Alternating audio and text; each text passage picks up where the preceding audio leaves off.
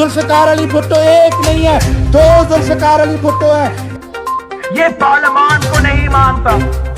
और फिर कहते मैं अपील में जाऊंगा, मैं अपील से पहले नीचे उतरो।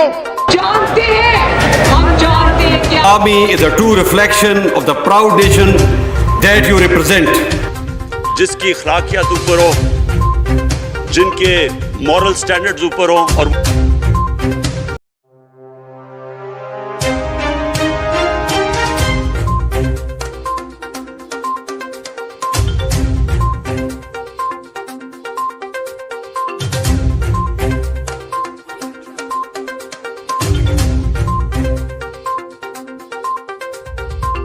मुश्किल दौर में भी, इस कठिन वक्त में भी, कि जो कारकुनों को मुस्लिम और मैं समझता हूँ कि इस वतन पाक हैं, ये जानते हैं आज इन चीज़ों से चले परेशान। जाएं।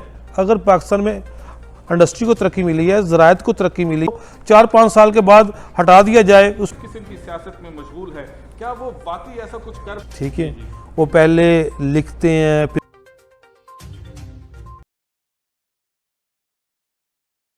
अस्सलाम वालेकुम दोस्तों, उम्मीद है आप सब खैरियत से होंगे। आज का दिन बहुत अच्छा गुजरा होगा और आने वाले दिन की आपके दिल में नेक ख्वाहिशें होंगी।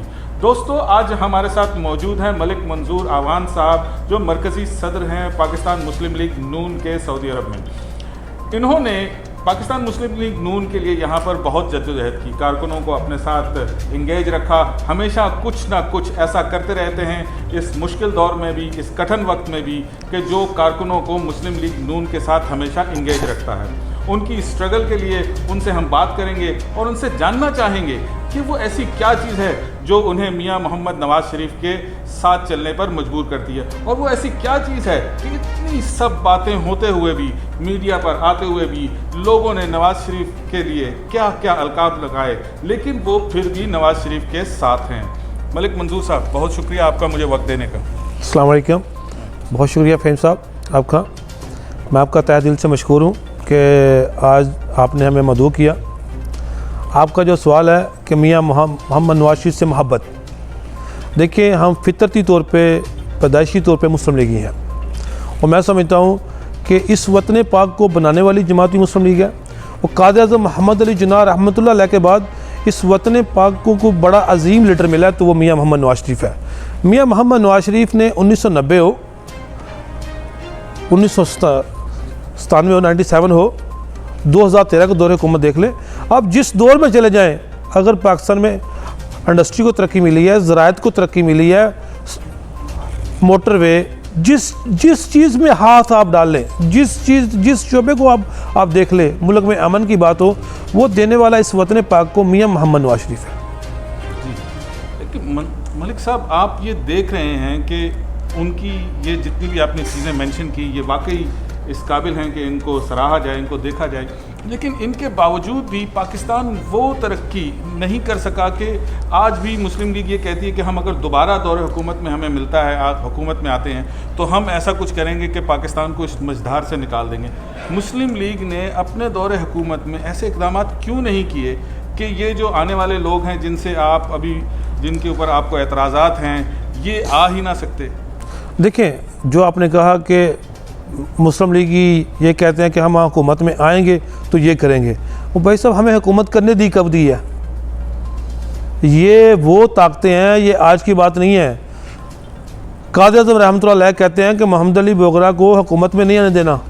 ये ताकतें उस शख्स को इस वतन पाक का वज़ीर आज़म बना देती हैं। कायद आज़म रहमतुल्लाह कहते हैं कि फ़लाँ फ़ौजी को इस पोस्ट पर नहीं लेके आना, हम उसको फील्ड मार्शल बना देते हैं। यही तो वो ताकतें हैं। आप ये तो देखें 1951 के बाद हुआ क्या वतन पाक के साथ। कभी मोहम्मद अली बोगरा, कभी सिकंदर मिर्ज़ा, कभी किसी को लेके आए, कभी ख्वाजा नाज़मुद्दीन साहब को ले आए। हमने हर वक्त तो इस मुल्क के साथ खेल खेला है। मुस्लिम लीग की जो दौर हुकूमत है, उसको हुकूमत करने दी कब दी हमने तो बस जब हुकूमत बंदा आता है, एक घर का सरबराह है, जो घर का सरबराह है वो प्लानिंग करता है कि मैं 2 साल के बाद ये करूँगा, ये घर बनाऊँगा, 3 साल के बाद मैं गाड़ी लूँगा, 4 साल के बाद मेरा बेटा ये होगा, मैं उसकी शादी पे इतना खर्च करूँगा, उसकी तालीम पे इतना खर्च करूँगा। اگر اس شخص کو گھر کے سربراہ کو 4-5 سال کے بعد ہٹا دیا جائے, اس کو قتل کر دیا جائے یا اس کو سائڈ لائن کر دیا جائے تو وہ کیسے کرے گا؟ پلاننگ ایک دن میں تھوڑی ہوتی ہے. تو آپ کے خیال میں یہ جو ہمیشہ ان کی حکومت کو ہٹا دیا جاتا ہے, یہ اسی وجہ سے مسلم لیگ کچھ نہیں کر پائی؟ ہٹایا کب گیا؟ 92 کی بات لے لیں آپ, ملک میں ایک موٹر وے نہیں تھا. 92 میں انڈسٹری آئی, موٹر وے آیا, میاں صاحب کو سائڈ لائن کر دیا گیا. 97 میں آ جائیں, ایٹمی دھماکے کیے, موٹر وے کو ریکنسٹرکٹ کیا. آپ اب جتنی انڈسٹری ایریا ہے جتنا, وہ 97 میں ہے. جب حکومت چلنے کا وقت آیا سائڈ لائن کر دیا گیا. 2013 میں آ جائیں, جب میاں محمد نواز شریف صاحب نے 2013 میں حکومت سنبھالی تو روز کئی بم دھماکے تھے. جب بم دھماکے ختم ہو گئے, جب کراچی میں امن آ گیا, ملک ترقی کی شاہراہ پہ گامزن تھا, تو میاں صاحب کو سائڈ لائن کر دیا گیا. ہر وقت تو یہی کیا ان لوگوں نے. اچھا, یہ سب تو ہم ہمیشہ سے سنتے آ رہے ہیں کہ یہ ان کے ساتھ کوئی تیسری طاقت تھی جو ہمیشہ جمہوریت کو ڈیریل کرتی ہے. یہ سب سیاسی جماعتیں جو قطع نظر ان کے اختلافات کے آپس میں, یہ سب پولیٹیشینز ہیں, یہ جانتے ہیں آج ان چیزوں سے پریشان ہیں اور وہ کہتے ہیں کہ یہ ہمارے ساتھ نہیں ہونا چاہیے تھا. انہوں نے مل جل کر, اور اب بھی آپ کو تحریک انصاف کی حکومت جو ہے مسلم لیگ کو ریفارمز کے لیے دعوت دے رہی ہے, کیوں نہیں مسلم لیگ مان رہی ان سب چیزوں کے ہوتے ہوئے کہ آئیں اور ریفارمز کریں, الیکشن ریفارمز کریں, تاکہ آنے والے سالوں میں کبھی تو کوئی جمہوری حکومت واقعی اس کو چلنے دیا جا سکے جو واقعی ووٹ سے آئے, جس طرح ووٹ کو عزت آپ کہتے ہیں, آپ کا نعرہ ہے. دیکھیں نا سر, شاد خان عباسی صاحب نے جو اسمبلی کے فلور پہ جواب دیا ریفارمز کے سلسلے میں, ٹھیک ہے, انہوں نے کہا ہم ریفارمز کے لیے تیار ہیں. ریفارمز لے کے بھی تو آئیں, یہ تو نہیں ہے کہ ریفارمز ہم لے کے نہ آئیں, باتوں سے تو نہیں ہوگا. پی ٹی آئی تو یہ چاہتی ہے کہ ریفارمز بس ہم اپنے ہاتھ میں رکھیں, وہ تو اینڈ پہ ہر بات پہ یو ٹرن ہے. ابھی تک ریفارمز لے کے نہیں آئے کوئی بھی, باتیں ہی باتیں ہیں. ریفارمز جب ہم نے اسمبلی میں ریفارمز لے گئے تو اسمبلی میں کمیٹیاں تشکیل جاتی ہیں, تمام اپوزیشن پارٹی, تمام حکومتی پارٹیوں سے کچھ نمائندے اکٹھے جاتے ہیں, وہ بیٹھ کے فیصلہ کرتے ہیں کہ ہم نے کیا فیصلہ کرنا ہے.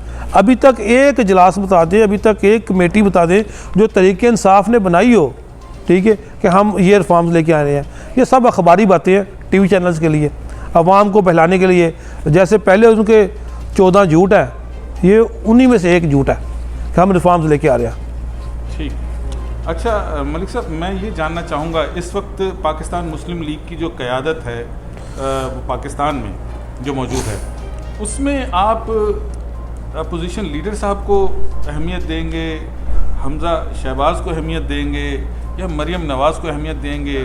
آپ, میں نے تو اکثر مسلم لیگ کہتے ہیں بیانیہ نواز شریف کا ہی چلے گا. اب نواز شریف کی تو جو ان کی جو جھکاؤ ہے, جو زیادہ توجہ ہے, وہ مریم نواز صاحبہ کی طرف ہے. وہ مطلب وہ مریم نواز صاحبہ کو زیادہ سپورٹ کر رہے ہیں اور ان کو انکریج کر رہے ہیں. اور دیکھیں کتنا ایگریسو قسم کا, مطلب یہ نواز شریف صاحب تو اس طرح کی سیاست کبھی انہوں نے کی نہیں تھی اتنی ایگریسو. مریم نواز صاحبہ نے تو بالکل اس کو چینج ہی کر کے رکھ دیا, اور بہت جلدی انہوں نے مقبولیت کی سیڑھیاں طے کر لی ہیں. اور تو اس وقت اس صورتحال میں آپ کے خیال میں کس کا بیانیہ چلے گا؟ پاکستان مسلم لیگ نون میں صرف میاں محمد نواز شریف کا بیانیہ چلتا ہے. میاں محمد نواز شریف صاحب کے علاوہ کوئی بیانیہ نہیں ہے. مریم نواز صاحبہ ہوں, میاں شہباز شریف صاحب ہوں, حمزہ شہباز شریف صاحب ہوں, جو بھی ڈائریکشن ہے وہ میاں محمد نواز شریف سے آتی ہے, اور میاں محمد نواز شریف کی ہی ڈائریکشن چلتی ہے. مسلم لیگ نون میں کوئی دوسرا بیانیہ نہیں ہے. لیکن سر آپ دیکھیں نا, شہباز شریف صاحب کا ایک اپنا مقام ہے.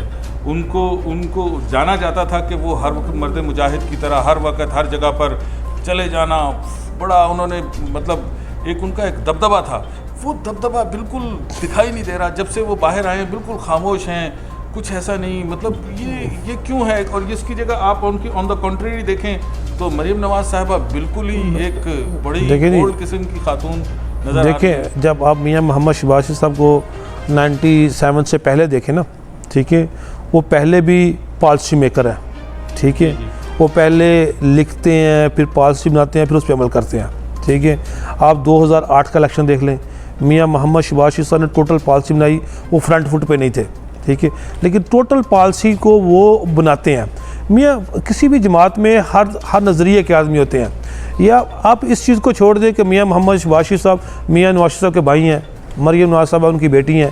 پارٹیوں میں ایسا نہیں ہوتا پارٹی میں ہر نظریے کے کو اچھا لکھتا ہے، کو اچھا بولتا ہے، ہر اس شخص نے آگے آنا ہے جس کو میاں محمد نواز شریف صاحب نے کہنا ہے، اور ہم میاں محمد نواز شریف کے ساتھ ہیں۔ اچھا، اب آپ کو کیا لگتا ہے کہ یہ جو آنے والے 2 سال ہیں یا ابھی جو باقی ہیں تحریک انصاف کی گورنمنٹ کے، یہ دیکھا جا رہا ہے کہ مسلم لیگ نے خاموشی سی تھوڑی سی لو پروفائل پہ چلے گئے ہیں۔